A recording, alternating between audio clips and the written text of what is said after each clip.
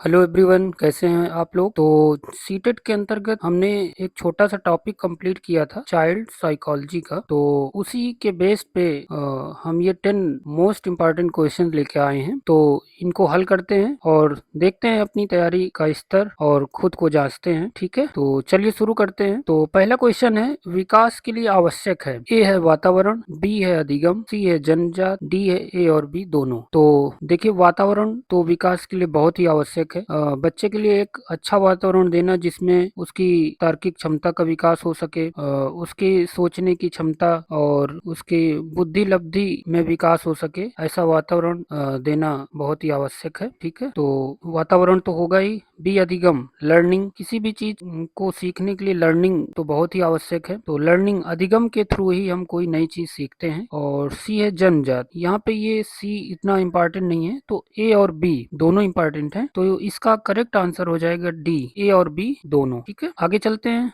विकास के लिए आवश्यक है ए वातावरण, बी मूर्त, सी अमूर्त, डी कोई नहीं। तो ए वातावरण, अभी अभी हमने बात किया कि एक अच्छा वातावरण देना बच्चे के लिए बहुत आवश्यक है जिसमें उसका होल डेवलपमेंट हो सके, शारीरिक विकास, मानसिक विकास, सामाजिक विकास। ठीक है, मूर्त, यहाँ पे मूर्त की कोई बात नहीं है क्योंकि विकास अमूर्त होता है। और डी है कोई नहीं। तो विकास के लिए सबसे आवश्यक है ए, करेक्ट आंसर वातावरण। ठीक है, आगे चलते हैं। वृद्धि एवं विकास हैं एक दूसरे के समान, एक दूसरे के विरोधी, एक दूसरे के पूरक, कोई नहीं। ठीक है, तो वृद्धि और विकास एक दूसरे के समान नहीं है क्योंकि वृद्धि जो है ये मूर्त होती है, इसका मापन किया जा सकता है। जैसे बच्चे की हाइट में हाइट बढ़ गई, बच्चे का वेट बढ़ गया, ठीक है, बच्चे के दांत निकलते हैं, तो ये सब मूर्त हैं जो हमें जिनका मापन किया जा सकता है, दिखाई देते हैं। ठीक है, विकास हमारा अमूर्त होता है। तो एक दूसरे के विरोधी है, विरोधी नहीं है, एक दूसरे के पूरक हैं। वृद्धि और विकास, विकास होगा तो वृद्धि में सहायक होगा और वृद्धि है तो वो भी विकास ही कहलाएगा। तो इसका मोस्ट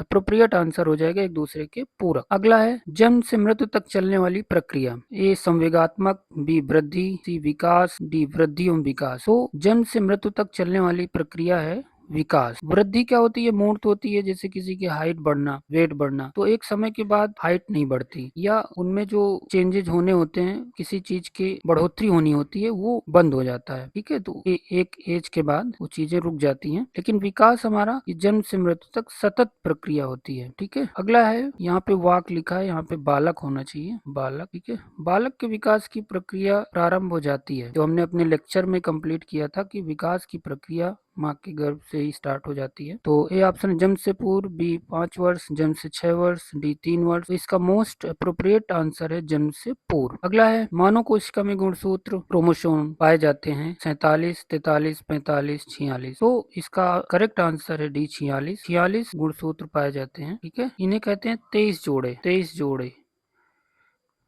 इसमें 22 जोड़े जो होते हैं वो पुरुष और स्त्री में समान होते हैं, लेकिन जो 23वां जोड़ा होता है उसी से हम लिंग निर्धारण होता है बच्चे का। तो जैसे स्त्री में क्या होता है 23वें जोड़े में, यक्स यक, और पुरुष में क्या होता है यक्स वाई, इन्हीं से लिंग निर्धारण होता है। तो इसका आंसर हो जाएगा 46 गुणसूत्र। ठीक है, बाल विकास का निर्धारण किया जाता है बालक संबंधी वातावरणीय प्रभाव द्वारा, बालक संबंधी वंशानुगत एवं वातावरण की जटिल संरचना द्वारा, बालक की वंशानुगत संरचना द्वारा, कोई नहीं। तो यहाँ पे बालक संबंधी वंशानुगत और वातावरण दोनों ये विकास के लिए आवश्यक होते हैं। तो ये दोनों फैक्टर इसमें इम्पोर्टेंट है। ठीक है, तो इसका करेक्ट आंसर हो जाएगा बी। मनोविज्ञान है, मनोविज्ञान है आत्म तत्व, चेतन का विज्ञान, व्यवहार का विज्ञान, मस्तिष्क का विज्ञान। तो ये इसका मोस्ट अप्रोप्रिएट आंसर सी है, व्यवहार का विज्ञान। ठीक है, विकास के कितने पक्ष होते हैं ये हमने लेक्चर में कंप्लीट किया था कि 5 पक्ष होते हैं, शारीरिक, सामाजिक, मानसिक, संवेगात्मक। ठीक है, इस तरह से ये 5 विकास होते हैं। तो करेक्ट आंसर है 5, डी, ऑप्शन डी 5। विकास को प्रभावित करने वाले कारक हैं, ए है पौष्टिक भोजन,